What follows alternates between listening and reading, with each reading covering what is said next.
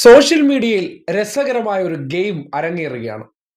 അതിൻ്റെ 4ാം പതിപ്പ് പുറത്തെത്തിയതോടുകൂടി സോഷ്യൽ മീഡിയയിൽ ഇപ്പോൾ സജീവ ചർച്ചയായി മാറിയിരിക്കുകയാണ്.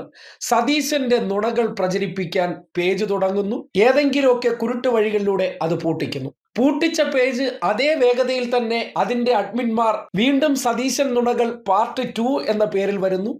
അതിനെയും സതീശൻ ഫേസ്ബുക്കിനൊക്കെ നിരന്തരം പരാതി അയച്ചും കരഞ്ഞ് നിലവിളിച്ചും വീണ്ടും പൂട്ടിക്കുന്നു. സതീശൻ പൂട്ടിച്ച് കസേരയിലോട്ടൊന്ന് ഇരുന്നതും 3.0 ലോഡഡായി. ഉടനടി സതീശൻ വീണ്ടും ഫേസ്ബുക്കിൽ ബന്ധപ്പെട്ടു. ഇനി മേലെ ഈ കാര്യവും പറഞ്ഞുകൊണ്ട് ഇതുവഴിയെ വന്നു വരുതെന്ന് സതീശനെ താക്കീതിന്റെ അടിസ്ഥാനത്തിൽ നിർവാഹമില്ലാതെ സതീശൻ നേരെ പോലീസിൽ അഭയം പ്രാപിച്ചു. പിണറായിയുടെ പോലീസ് സതീശന്റെ കരച്ചിൽ കേട്ട് സഹിക്കാൻ വയ്യാതെ ആ പേജ് സൈബർ പോലീസ് ഇടപെട്ട് വീണ്ടും പൂട്ടിച്ചു. ആ പേജ് പൂട്ടിച്ചതിന് ശേഷം ഇനി എല്ലാം സ്വസ്ഥമായി എന്ന രീതിയിൽ സതീശൻ വീണ്ടും ഒന്ന് ഇരിക്കാൻ തുടങ്ങുന്നതും വരുന്നു നുണേശൻ 4.0.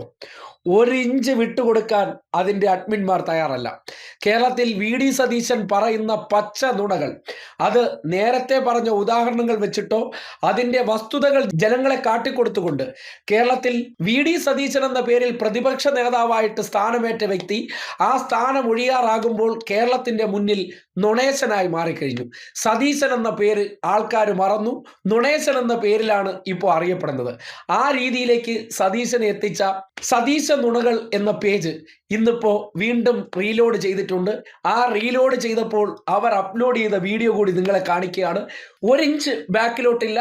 ആ പേജ് തുടങ്ങിയതിന് പിന്നാലെ ഫോളോവേഴ്സ് ഇടിച്ചു കയറുകയാണ്. കാര്യം പേജ് തുടങ്ങിയോ എന്നറിയാൻ വേണ്ടി കാത്തിരിക്കുന്ന ഒരു സോഷ്യൽ മീഡിയ കൂട്ടം ആ പേജിന് വേണ്ടി കാത്തിരിക്കുന്ന അവസ്ഥയിൽ എന്തായാലും സതീശൻ അഭിപ്രായ സ്വാതന്ത്ര്യത്തിന് വേണ്ടിയൊക്കെ വാതോരാതെ വാചകം അടിക്കുകയും സതീശൻ ഈ നാട്ടിൽ അഭിപ്രായ സ്വാതന്ത്ര്യത്തിന്റെ പേരിൽ പറയുന്ന പച്ച നുണകളെ ജനങ്ങളെ കൃത്യമായി ബോധ്യപ്പെടുത്തുന്ന ഒരു സോഷ്യൽ മീഡിയ പേജിനോട് കാട്ടിയ അസഹിഷ്ണുതയാണ് 4ാം പേജായിട്ട് അല്ലെങ്കിൽ നുണേശൻ 4.0 എന്ന പേരിൽ ഇപ്പോൾ ലോഞ്ച് ചെയ്യപ്പെട്ടിരിക്കുന്നത്.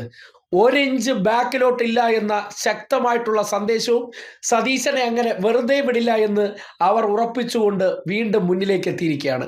ഈ പേജിന് എന്തായിരിക്കും അടുത്ത പണി കൊടുക്കാൻ സതീശൻ തയ്യാറാകുന്നു എന്ന് സോഷ്യൽ മീഡിയ സാഗൂതം കാത്തിരിക്കുകയാണ്.